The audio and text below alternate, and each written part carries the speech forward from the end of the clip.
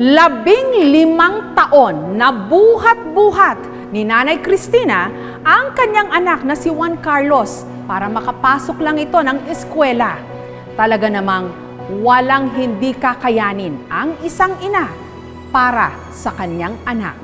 Pakiramdam mo ba'y pasan mo ang mundo? Panoorin ang kwentong ito.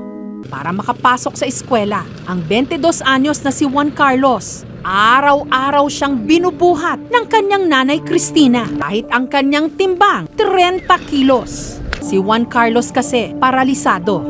Ang magkabila niyang binti wala nang pakiramdam at dahil parati lang siyang nakaupo, nakabaluktot na rin ang kanyang binti. Maging sa pagtulog, hirap si Juan Carlos. Madaling araw pa lang, naghahanda na siyang pumasok ng eskwela.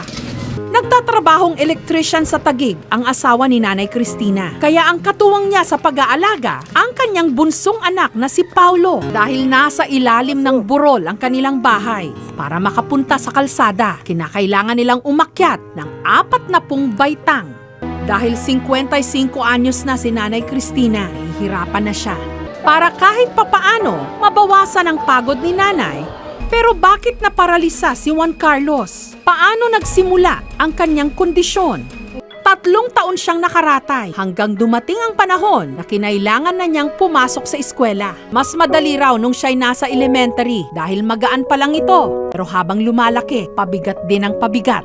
Gayunman, patuloy siyang nangangarap. Gusto raw niyang maging isang computer engineer. Sa wakas, sa hinaba-haba man ng mga kinailangan niyang akyatin, lakarin, tawirin kasama ang kanyang ina.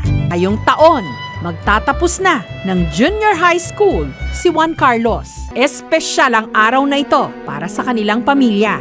Dahil 1 taon na naman ang kanilang nalagpasan sa kabila ng lahat ng kanilang mga paghihirap.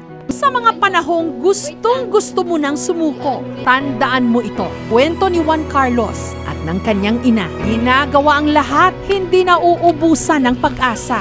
Dahil sa totoo lang, 1 araw lang yan. Lipas at lilipas din.